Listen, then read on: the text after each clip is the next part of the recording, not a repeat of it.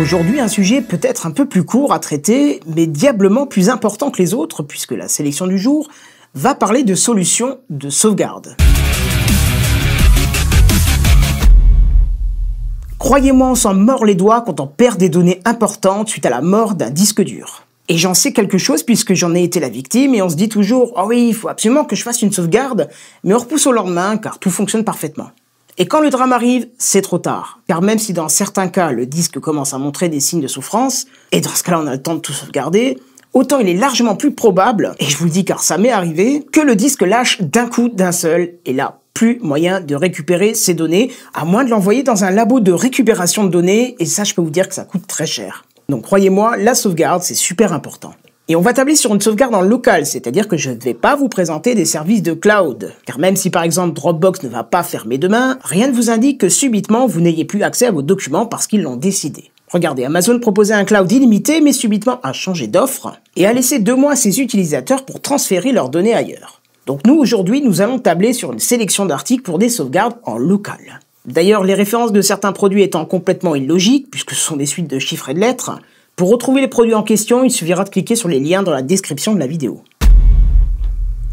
Pour la sélection petit budget, on va rester dans les disques durs externes, car il est difficile de trouver quelque chose de correct, autre que ce type de support de sauvegarde sûr, à moins de 50 €. Je fais volontairement l'impasse sur les clés USB, qui pour moi n'est pas un moyen sûr. Trop fragile, à moins de la laisser stocker sur une étagère, je trouve que c'est trop risqué. De ce fait, on va commencer avec un disque dur de chez Maxtor de 1 Teraoctet qui constitue déjà une grande quantité de stockage. Surtout qu'en données réellement importantes, il est très rare d'en avoir autant. À moins de vouloir regarder des vidéos maison en 4K 60 images par seconde, et de toutes ces photos en RAW de ces 15 dernières années, c'est quand même peu probable.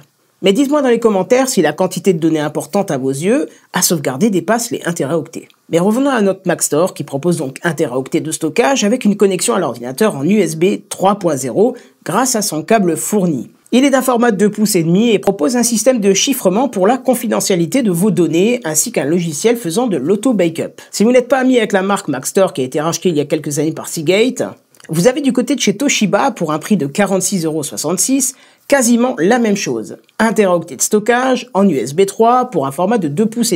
Aucun logiciel de chiffrement de données ou d'auto-backup, mais en toute honnêteté, je ne me fierai pas à des logiciels propriétaires pour ce genre de choses, mais plutôt à des logiciels open source. D'ailleurs, pour les logiciels de sauvegarde réputés et éprouvés, je vous ferai une vidéo sur le sujet, probablement début 2019. Si votre priorité c'est d'avoir un périphérique de stockage externe dépourvu de mécanique, donc potentiellement moins sujet à la casse suite à un choc, il y a les SSD, qui veut dire Solid State Drive, et ne sont pour schématiser que des grosses cartes SD, avec des taux d'écriture et de lecture plus intéressants. Par contre, il faudra faire avec beaucoup moins de taille de stockage, et pour moins de 50 €, les choix sont très limités. Mais j'ai quand même trouvé de quoi vous ravir avec le SSD de chez Kingdian, qui vous proposera 120 Go de stockage pour des vitesses de transfert beaucoup plus intéressantes. En lecture, le SSD sera capable de supporter jusqu'à 320 mégaoctets par seconde et en écriture jusqu'à 280 mégaoctets. Le constructeur assure pouvoir copier 5 gigaoctets en 5 secondes via son câble USB-C côté SSD vers USB 3.0 côté machine. L'avantage aussi, c'est de n'avoir plus besoin de se soucier des chocs ou des vibrations. Ce SSD encaissera sans broncher. Et puis en cas de souci, sachez que la garantie constructeur est de 3 ans, ce qui laisse une bonne marge avant de se faire du souci. Lorsqu'on augmente le budget, on se retrouve avec des produits vraiment intéressants, que ce soit du côté SSD ou du côté disque dur. Mais commençons par 2 SSD. L'un proposé par SanDisk avec son Extreme 510 qui vous proposera 480 gigaoctets de stockage en promettant des performances confortables de 430 mégabits par seconde en lecture ainsi que 340 mégabits en écriture. Comme les précédents produits, SanDisk propose de chiffrer vos données en AES 128 bits grâce à son Secure Access, mais propose aussi un produit résistant à l'eau. Étonnant. L'autre SSD, c'est Samsung qui vous le propose et il a exactement les mêmes caractéristiques. Sauf que lui n'est pas résistant à l'eau, mais en même temps, je ne sais pas pourquoi ça devrait être résistant à l'eau. Du côté des disques durs, Western Digital tape très fort avec son MyPassport 4 Teraoctets Wi-Fi. C'est un modèle complètement autonome car il est muni d'une batterie pouvant supporter jusqu'à 10 heures d'utilisation. On y trouve aussi un port USB et un port pour carte SD, mais son intérêt principal c'est qu'il possède le Wi-Fi. Et ce qui est pratique avec ce MyPassport, c'est qu'on peut l'emporter partout avec nous et s'en servir pour vider son appareil photo via le port USB, ou encore en insérant directement la carte SD. On peut aussi transférer ses photos et vidéos de smartphone via le port USB et consulter et même retoucher le tout à distance grâce à sa connexion Wi-Fi. De plus, il est parfaitement possible, si votre appareil photo est compatible, de le connecter au Wi-Fi du MyPassport et dans ce cas-là, à chaque prise de vue, les photos seront transférées automatiquement sur le disque, comme une sauvegarde en temps réel. Il est aussi compatible avec Plex et supporte le protocole DLNA, ce qui vous permettra à partir de votre tablette ou de votre smartphone de lire les fichiers vidéo que vous aurez préalablement posés sur votre disque dur portable. Grâce à sa batterie intégrée, vous allez pouvoir recharger votre mobile ou votre tablette. Pratique lorsqu'on ne veut pas se trimballer en plus une batterie externe. Bref, c'est un bon disque de sauvegarde qui pourra aussi vous servir de disque de déchargement à l'extérieur et qui a l'avantage d'être parfaitement autonome avec sa batterie intégrée. Et si la sauvegarde est un point essentiel pour vous, vous conviendrez comme moi qu'un disque dur c'est très bien, mais deux c'est encore mieux, surtout à l'intérieur d'un NAS. Pour ceux qui ne connaîtraient pas le principe du NAS, rassurez-vous c'est tout simple. C'est minimum un disque dur, mais principalement plusieurs, logés dans un boîtier branché sur le secteur et connecté en Ethernet à votre réseau qui va vous fournir un emplacement de stockage conséquent. Et dans le cas de plusieurs disques, l'intérêt est d'augmenter la sécurité du stockage en copiant les données sur deux disques en même temps, ce qui fait que si un disque lâche, l'autre est toujours présent avec les données. Et vous pouvez même remplacer le disque défectueux sans perdre aucune donnée. Bien évidemment, cette duplication de données est effectuée par le NAS et vous n'avez pas du tout à vous soucier de cette tâche. Là, tout l'intérêt du NAS. Et le NAS sélectionné, c'est le DS218J de chez Synology, en embarquant 8 Teraoctets de stockage qu'il vous est bien sûr conseillé de transformer en 2 fois 4 Teraoctets par duplication automatique des données. Ceux qui voudraient en connaître un peu plus sur ce principe, ça s'appelle le RAID, R-A-I-D.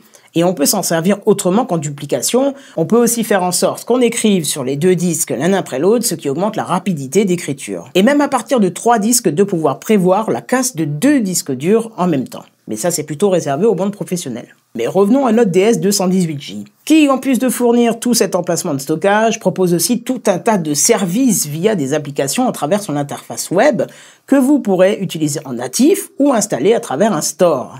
Alors un store, oui, mais attention, je n'ai vu aucune application payante. Visualisation de photos, serveur de musique, serveur iTunes, serveur Active Directory, antivirus, station de téléchargement, station de surveillance par webcam, machine virtuelle, serveur mail, serveur VPN, serveur Plex, serveur multimédia, serveur proxy, serveur cloud, et là je vous en ai cité que quelques-uns. Il y en a des centaines et des centaines que le NAS Synology peut supporter. C'est un véritable petit serveur personnel et d'ailleurs, il peut même servir de serveur pour des petites entreprises, à condition quand même de prendre le modèle au-dessus, plus puissant. Pour moins de 500 €, on passe vraiment dans le haut de gamme du service de stockage et on ne se rend pas compte, avant d'avoir utilisé ce type de boîtier, les services que cela peut nous rendre. Par exemple, sur mon ordinateur portable, je ne trimballe plus mes photos, elles sont stockées sur le NAS à mon domicile. Et si je veux accéder à mes photos à distance, pas de problème, je me connecte, soit je me connecte à l'interface web, soit directement au fichier à travers le VPN que j'aurais mis en route et qui est fourni par le NAS. Et là, je vous entends déjà me dire, oui, mais alors n'importe qui pourrait éventuellement rentrer sur ton serveur de l'extérieur en trouvant les codes d'accès. Eh bien non, parce qu'il supporte la double authentification, c'est-à-dire que même si on passe la première authentification, il faudra entrer un deuxième code qui sera généré sur mon mobile et valable seulement quelques secondes. Et si vous poussez la sécurité bien plus haut, vous pouvez même filtrer les adresses qui ont le droit d'ouvrir la page web du NAS. Autre exemple, vous pouvez aussi partir en vacances en ayant branché une webcam au NAS et s'il détecte du mouvement, il peut vous afficher une notification sur votre mobile qui vous emmènera directement à la visualisation de ce qui se passe chez vous. Oui, car bien sûr, on peut retrouver tous les services ou accéder aux différents médias du NAS via des applications mobiles. Enfin voilà, vous avez compris, on n'est plus seulement dans le périphérique de sauvegarde, mais dans le serveur à domicile. Et de plus, tout est extrêmement simple à utiliser grâce à DSM, qui est le système d'exploitation de ce NAS. Un must. Alors je vous ai parlé de ce modèle-là, mais il en existe beaucoup d'autres, plus rapides, plus puissants, avec plus d'emplacements de disques, avec plusieurs ports Ethernet pour accélérer les transferts. Il en existe même sous format rackable que vous pouvez mettre dans une baie réseau dans votre entreprise, ou même chez vous si vous avez opté pour un mini-rack. Bref, un article très complet que vous pourrez trouver moins cher nu, c'est-à-dire sans les disques durs, mais dans ce cas-là, ça sera à vous de les acheter et de les mettre en place dans la machine. Mais rassurez-vous, c'est un jeu d'enfant. Voilà, on a fait le tour de la sélection du jour, c'était un peu plus rapide, mais j'espère que cela vous aura fait prendre conscience qu'en plus de l'importance de la sauvegarde, on peut trouver de quoi s'en assurer pour vraiment pas cher, mais aussi par la même occasion de pouvoir gérer des services beaucoup plus complets, très simplement, si on a un peu plus de budget à mettre dedans. Voilà, n'hésitez vraiment pas à sauvegarder vos données, c'est très important. N'hésitez pas non plus à passer par les liens de la description de la vidéo si un article vous intéresse, ça me remercie pour le travail de recherche effectué. Bien sûr, n'oubliez pas le pouce bleu et le partage, ça fait toujours plaisir. Et moi, je me remets au travail car j'ai du pain sur la planche pour la vidéo de demain. Mais en attendant, je vous dis... Oui, c'est ça, je l'ai entendu. C'est ça. À plus, bye bye.